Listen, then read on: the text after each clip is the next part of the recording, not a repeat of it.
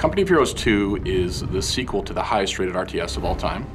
It takes place on the Eastern Front, which is one of the most vicious and epic battles that human history has ever been exposed to.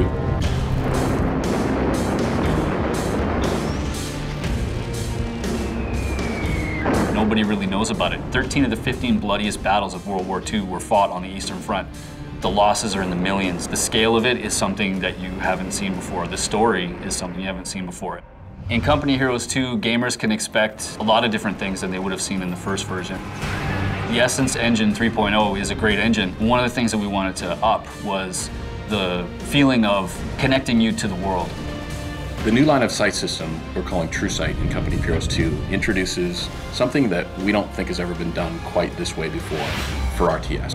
True Sight basically takes into account things that would block your line of sight and represents that in a dynamic fog of war system. So as you come around a corner, if there's a wall that you wouldn't be able to see over, you don't get to see what's behind that. And that opens up a ton of tactical and strategic options for flanking, for sneak attacks, for ambushes. So it really makes you think a whole lot differently about how you move about the world. You talk about little things that make a big difference, and vaulting is one of those little things that makes a huge difference. In Company of Heroes 1, you had no opportunity to go around small obstacles, and this is something that I think that everyone would expect that an infantry soldier would be able to do, is jump over something as high as their waist. And it really prevented players from executing strategies that they wanted to.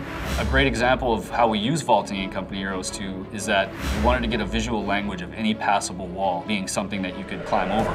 If you pair that up with cold tech, there's a lot of situations in the game where the long way around, you're probably not going to make it. If you vault, now you can get to a location where you can take cover, stop freezing, or get somewhere where you might be able to get heat and warm up again.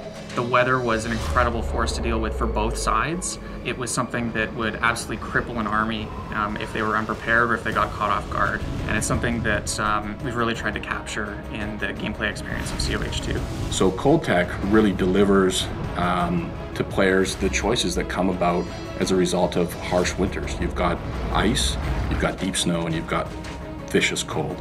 And each of those bring a new tactical element for players. If you bring your vehicles onto the ice, if somebody bombs the ice around your tank's gonna sink. And it looks great. Like the ice cracks around it, you hear it crumble, the tank falls in. If there's any units that are standing nearby, they fall in the water and they try to swim for their lives, but they're doomed, it's too cold.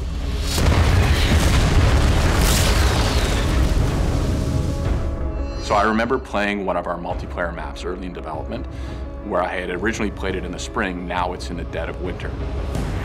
The rivers are now frozen over. My tanks and my troops can travel over them. The cover is all changed.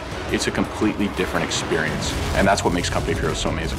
Using line of sight, using smoke, using vaulting, using the True Sight system, you're going to have more opportunities to ambush and surprise players and use information warfare in a way that you've never seen in an RTS before. We talk about every battle tells a story, and 6 years later, after the original Company of Heroes has been released, we still, as a team, when we play it, jump up out of our seats and run over to our opponents and talk about what just happened. It's never the same experience. Something always new and exciting is happening, and that really is what the Essence Engine brings to the table. It really allows us to provide that experience that you just never forget and always keep talking about.